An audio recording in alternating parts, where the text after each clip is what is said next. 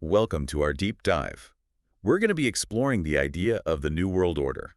Sounds intriguing. It is. And we'll be using Sean Stone's book, New World Order, as our main guide. Okay. We'll also be looking at some other historical pieces just to add some context. Makes sense. Our goal today, really just to try and understand the events, the people and the philosophies behind this whole New World Order concept. Right. You might be surprised to learn that this idea isn't just some fringe conspiracy theory. Yeah, I was going to say it's something we hear a lot about, even in mainstream discussions. Exactly. It pops up everywhere. So where do we even begin? Well, I think it's important to establish what we mean by New World Order. Agreed. Gary Allen's book, None Dare Call It Conspiracy, really brought the term into the public eye back in '71. Right. And while it's often linked to conspiracy theories, the core idea is about centralizing control, especially when it comes to government and finance. A global system of sorts. Exactly. Okay, so that's the basic idea. But how does that play out in reality? Who are the players? Stone highlights some pretty fascinating research. Right. For example, Anthony Sutton's work on Skull and Bones. The secret society at Yale. That's the one. I've heard about them, but I don't know much. Well, Sutton, who was a researcher at the Hoover Institution, suggests that groups like this, these elite groups, might be actively shaping political ideas to increase state power. That's a pretty bold claim. It is, but he's got a ton of evidence to back it up. Makes you wonder what goes on behind closed doors. Exactly. So beyond Skull and Bones, who else is Stone looking at? Well, he brings up Zbigniew Brzezinski, specifically a statement Brzezinski made in 1992, where he calls the Cold War a strategic sham. Wow. A sham, those are his words. If that's true, what does that even mean? It makes you question the real motivations behind global events, doesn't it? Yeah, definitely makes you think about who benefits from conflict. And then there's David Rockefeller. Stone quotes from Rockefeller's memoir, which came out in 2002. Rockefeller openly calls himself an internationalist, working towards a more integrated global system, both politically and economically. Coming from someone like Rockefeller, that carries a lot of weight. It does. To understand where this New World Order concept comes from, though, I think we need to look at Carroll Quigley. Quigley. Yeah, he wrote Tragedy and Hope, A History of the World in Our Time. He was a historian at Georgetown University. Okay. What's so important about this book? Well, his book actually served as a textbook at Georgetown back in the 60s. Really? And in it, he argues that we're already on a planned path towards a global government. Planned? You mean someone's actually orchestrating this? That's his argument. He says it's being modeled after the American federal system. With those concentric circles of power. Exactly. So who does Quigley think is behind all of this? He doesn't hold back. He points to groups like the Round Table Group. The Round Table Group. It was initially formed in Britain. People like Cecil Rhodes and Lord Alfred Milner were involved. I see. Quigley argues that they manipulate financial systems and create international institutions to achieve their goals. So they're pulling strings from the shadows. Essentially. And it wasn't just about expanding the British Empire. They also wanted to foster a close relationship between Britain and America. A kind of Anglo-American alliance. Quigley calls it British-minded internationalism. Interesting. But here's where it gets even more interesting. Oh. There are claims that Tragedy and Hope was actually suppressed. Suppressed? How so? People say the printing plates were destroyed. Wow. To keep it from being distributed. That's the idea. It kind of makes you wonder what they didn't want people to read. If true, it makes you think that Quigley was onto something. This concept of a planned world order obviously raises concerns about national sovereignty. A major turning point in history was the Treaty of Westphalia back in 1648. After the 30 Years' War, right? Right. And it emphasized each nation's right to govern itself without interference from others. So a foundation for international relations. Exactly. But as we move into the 21st century, with this focus on globalization and interconnectedness, we're seeing challenges to that traditional idea of national sovereignty. How so? Well, there's this rise of what's called universal law that's being used as justification to intervene in other countries' affairs. Often on humanitarian grounds, right? Exactly. Or a responsibility to protect. And we've seen this play out in places like Bosnia, Kosovo, Iraq, Afghanistan, Libya. Precisely. While these interventions are often framed as humanitarian efforts, some critics argue they're actually a way to undermine national sovereignty and advance geopolitical interests. I can see how that argument would be made. A good example of this shift in thinking is Tony Blair's speech in 2004. He actually advocates for moving away from the Westphalian model and embracing this idea of an international community. So a move away from national interests towards global interests. Right. To understand how we got to this point, I think it's really important to look at the role of the British Empire. Their influence in the 19th and 20th centuries was massive. No doubt about that. Their vast colonial network and their control over so many key resources gave them a lot of power on the world stage. And Stone, he brings up the Round Table Group again here. He does. He talks about their efforts to solidify the British Empire while also promoting that Anglo-American cooperation. All driven by that British-minded internationalism idea. Exactly. One of their methods was to push this concept of trusteeship as a way of managing colonial territory. So the idea was that they were guiding these territories toward eventual self-rule. Right. But some critics argue that it was really just a way for them to hold on to power. It's definitely a complex legacy that we're still dealing with today. It is. It's also interesting to compare that British approach to President Roosevelt's vision. He was a big proponent of decolonization. He wanted to see these colonies become independent nations. Exactly. And he emphasized self-determination and economic development. Sadly, with his death in 45, a lot of that momentum was lost. It's true. Another era that had a huge impact on the world is the Cold War, of course. The U.S. versus the Soviet Union. That ideological and geopolitical struggle really shaped everything. Absolutely. It influenced international relations, alliances, conflicts all over the globe. It's almost like we need a new framework to understand it. Well, Stone actually introduces this idea of protracted conflict. Protracted conflict, what's that about? It's a way of looking at the ongoing struggle between competing worldviews. So even though the Cold War officially ended, those ideological and geopolitical battles are still playing out. Exactly. And it's not just on the battlefield. You mean like propaganda and psychological warfare? Precisely.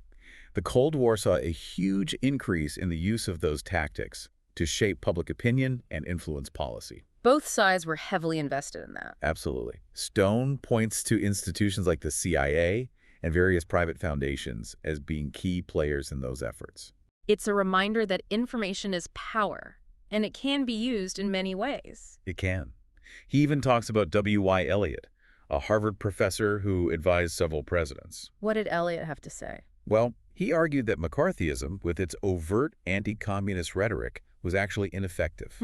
Interesting. He advocated for more subtle methods of what he called psychological defense. So a more nuanced approach to influencing public opinion. Right. And this manipulation of information becomes even more concerning when you consider the rise of transnational corporations. Their power and reach are undeniable. They have so much economic power, and they operate across national boundaries. It gives them a lot of leverage over global trade and economic policies. Stone uses the term McWorld to describe this phenomenon. He does. It's about globalization and cultural homogenization. The idea that everything's becoming the same. Right. And he highlights the potential conflicts that can arise from this, especially when it comes to national sovereignty and cultural identity. It's a tension we see all around us. The standardization of products, the spread of consumer culture. It raises questions about how we balance economic integration with the preservation of cultural diversity. It's a delicate balance for sure, and these trends are definitely connected to what some experts call civilizational clashes. Like Samuel Huntington's Clash of Civilizations theory. Exactly. He wrote about it in Foreign Affairs back in '93. It's the idea that future conflicts will be driven by cultural and religious differences, rather than ideological or economic ones. And we're seeing that play out in many ways today. We are. Although it's important to note that there are counter-arguments to Huntington's theory. Right. Some people say it oversimplifies things. It does ignore the complex interplay of various factors that contribute to conflict. But for now, let's shift gears a bit and look at something else that Stone brings up. What's that? The historical tension between religious institutions and secular power structures. Oh, yes. A classic struggle. It's a recurring theme throughout history. The relationship between religion and power has always been complicated. Stone focuses specifically on the Catholic Church and its relationship with various empires throughout history. It's a fascinating dynamic. Sometimes the church has aligned with secular powers, and other times it's been in direct opposition to them. Exactly. And that dynamic is still playing out today. The church is trying to navigate this increasingly globalized and secular world. It makes you think about the role religion plays in shaping values and influencing policy. Absolutely. But ultimately, How does all of this whole concept of the New World Order, affect the individual? That's the key question, isn't it? What does it mean for our personal freedom and autonomy? That's one of the biggest concerns, right? This push towards globalization and centralized power. What happens to individual liberty in that kind of system? Stone explores that very idea. What does he say? Well, he talks about the potential for increased control and surveillance in this globalized, interconnected world that we live in. He paints a pretty unsettling picture. He connects the erosion of national sovereignty with the rise of technologies that allow for mass surveillance. And we're seeing that happen all over the place. We are. Governments and corporations are gaining access to more data about individuals than ever before. It's a bit Orwellian, isn't it? It does raise serious ethical concerns about privacy, freedom of expression, even the ability to dissent without fear of reprisal. It's a slippery slope. It is. And in this kind of environment, critical thinking becomes even more important. Being informed, questioning what we see and hear. Exactly. Stone argues that education and critical thinking are some of the most effective ways to combat this manipulation. We need to be able to think for ourselves. He encourages readers to dig into history, question assumptions, and seek out diverse perspectives. That's so important, especially in this age of information overload. It's a reminder that knowledge is power. And that the ability to think critically and independently is essential for protecting our freedoms. Couldn't agree more. And that's what we're trying to do here with this deep dive into the New World Order. As we've been exploring all these different players, philosophies, and events, one thing's become clear. What's that? There are no easy answers. It's not a black and white issue. No. The reality is much more nuanced and complex. Navigating this reality requires a commitment to critical thinking. And a willingness to challenge our own biases. Absolutely. We Yeah. also need to understand the historical forces that have brought us to this point. Stone's book, with its exploration of hidden power networks, the manipulation of finance and media, and the erosion of national sovereignty, it can be unsettling at times. It can, but it's also a wake-up call. It reminds us that we're not just passive observers in this, We have a role to play both individually and collectively. in shaping the future. And that starts with understanding the forces at play, questioning the narratives we're being fed. And engaging in an informed dialogue about the kind of world we want to create. Well said. We've covered a lot of ground today. It's been a dense but fascinating discussion. It has. Yeah, it really has. And, it's fascinating to think about how these big global shifts actually affect us, like on a personal level. That's what makes this so relevant, for everyone listening. It's one thing to talk about these abstract forces out there. Right. But when you start to consider how they might be shaping our daily lives, that's when it gets real. Absolutely. Stone really digs into this in his book, exploring how the New World Order could impact individual freedom and autonomy. It's a valid concern. This push toward globalization and centralized power, could it lead to more control, more surveillance? He definitely sees that as a possibility, especially as national sovereignty erodes, and we see these technologies that allow for mass surveillance. It's happening already. Governments and corporations, they have access to so much data about us. It's kind of scary. It is, and it raises all sorts of ethical questions about privacy, freedom of expression. Can you even dissent anymore without looking over your shoulder? It feels like we're walking a tightrope. Stone is particularly worried about propaganda and psychological manipulation in this new world. It's almost like as those traditional power structures change and national boundaries become less important, the battle for hearts and minds becomes even more intense. It's a battle being fought everywhere in the media, on social media, even in the algorithms that shape our online experience. It's subtle, insidious. It's hard to even know when you're being influenced. Stone goes as far as to say that the term conspiracy theory itself has been weaponized. Weaponized. Yeah, to discredit anyone who dares to question the official narrative. So it's a way to silence dissent and maintain control. Exactly, and it's not a new tactic. It's been used for decades, going back to the Cold War and even before that. And it's probably even more effective now with so much information flying around all the time. Who can tell what's real anymore? It's overwhelming, and Stone argues that one of the best ways to fight back is through education and critical thinking. We need to be able to think for ourselves, evaluate the information we're bombarded with. He urges readers to really delve into history, question everything, and seek out different perspectives. Don't just take things at face value. That's powerful advice, especially in this day and age. It's a reminder that knowledge is power, and that the ability to think critically, to think independently, that's essential for protecting our freedoms. Couldn't agree more. And that's what this deep dive into the New World Order is all about, isn't it? It is. We've been exploring all these players' philosophies, events, and it's become clear there are no easy answers, no clear-cut good guys or bad It's guys. much more complex than that. Nuance is key. And navigating this reality, it takes a commitment to critical thinking, a willingness to challenge our own biases. And we need to understand those historical forces that have shaped the world we live in. Stone's book can be pretty unsettling at times, the way he talks about these hidden power networks, the manipulations, the erosion of sovereignty. It can, but it's also a call to action. It reminds us that we're not just bystanders in all of this. We have agency, we have a role to play. Both individually and as a society, in shaping the future. And that starts with understanding those forces at play, questioning those narratives, and engaging in real conversations about the world we want to live in. Well said. And as we reflect on all we've discussed, what stands out to you? What are some of the most surprising or thought-provoking insights? Well, for me, it's the story of Carol Quigley, this seemingly establishment figure who presented a view of history that really challenged conventional wisdom. Right, his work on the Roundtable Group, all those behind-the-scenes machinations, it's fascinating and a little disturbing. Definitely makes you wonder what else might be going on that we don't know about. And the fact that his book Tragedy and Hope may have been suppressed, that adds another layer of intrigue. It does, like they didn't want people to read it, didn't want his ideas to spread. Another theme that's been running through our discussion is this tension between national sovereignty and the push for a more integrated global system. Yeah, that's a debate that's been going on for centuries, but it's only intensified in recent decades with globalization and the rise of all these transnational institutions. It's a fundamental question about power, about governance, about the rights of individuals and nations.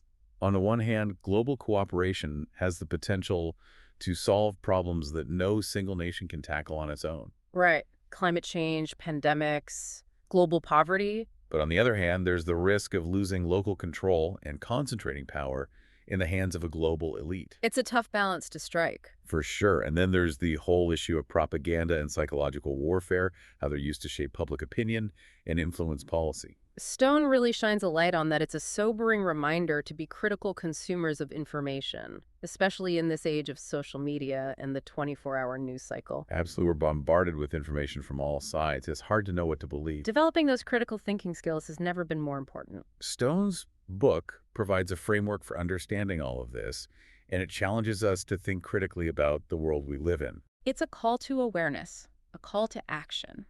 So what's the takeaway for our listeners? I think the biggest question that emerges from all of this is if the New World Order, as some call it, is truly inevitable. With its globalization, its centralization of power. Right. If that's the direction we're headed, then what role can individuals play in shaping that future? Can we influence those global forces, or are we just along for the ride? It's a profound question, and one that deserves further exploration.